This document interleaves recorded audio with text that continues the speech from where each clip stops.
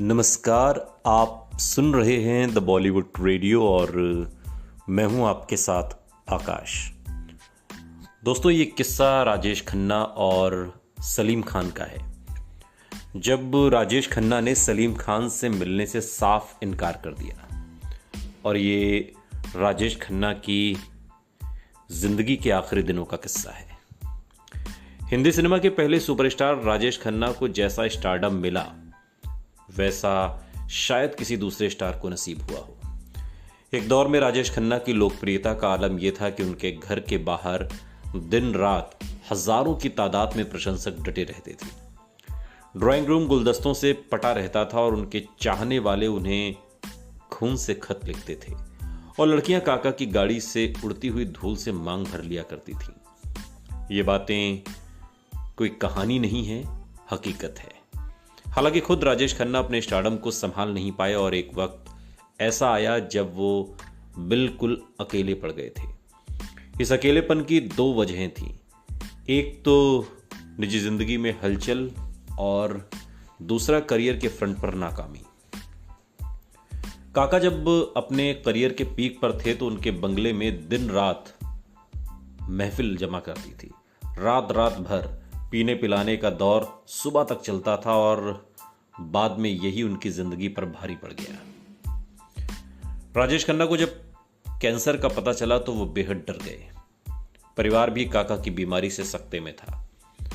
वरिष्ठ पत्रकार और लेखक यासिर उस्मान अपनी किताब में फिल्म पत्रकार अली पीटर जॉन के हवाले से लिखते हैं कि काका उनसे कहा करते थे कि अगर गालिब दारू पीकर मर गया तो मैं क्यों नहीं। ये राजेश खन्ना की जिंदगी का ऐसा दौर था जब शराब का शौक उन पर भारी पड़ने लगा था। यूं तो काका ने आखिरी वक्त में शराब पूरी तरह से छोड़ दी थी, लेकिन उनका लीवर लगभग खत्म हो गया था। बाद के दिनों में राजेश खन्ना ने पूरी तरह बिस्तर पकड़ लिया। यासिर उस्मान लिखते हैं कि राजेश खन्ना नहीं चाहते थे कि उनकी बीमारी के बारे में करीबी दोस्तों को छोड़कर किसी और को पता लगे। उनका शरीर सिर्फ हड्डियों का ढांचा भर रह गया था। यासिर उस्मान अपनी किताब में इसी दौर का एक किस्सा साझा करते हुए लिखते हैं कि एक पार्टी में सलीम खान ने राजेश खन्ना को देखा तो दंग रह गए। तब सलीम खान अपने पनवेल के फार्म हाउस पर चले गए थे और बंबई कम आते थे। सलीम खान को लगा कि राजेश खन्ना से मिलकर उनका हालचाल लेना चाहिए। वो पनवेल नहीं गए और वहीं बंबई में ही रुक गए। राजेश खन्ना से मिलने पहुंचे और फिर उनके सहयोगी से कहा कि काका से कह दो कि सलीम साहब मिलना चाहते हैं। सलीम साहब के संदेश को राजेश खन्ना के सहयोगी ने और जो वहां पर मौजूद था उसने काका तक पहुंचाया। राजेश खन्ना ने पूछा कि आखिर क्यों मिलना चाहते हैं। उनका मन शंकाओं से भर गया और सलीम खान से मिलने से राजेश खन्ना ने साफ इनकार कर दिया। दरअसल सलीम खान और जावेद अख्तर, सलीम जावेद की ये जोड़ी राजेश खन्ना को ये लगता था कि उनके फिल्मी ग्राफ को गिराने में और उनके मुकाबले में अमिताभ बच्चन को खड़ा करने में, स्टार बनाने में, डेवलप करने में सलीम जावेद का हाथ है। और इस बात की तकलीफ राजेश खन्ना को ताउम्र रही।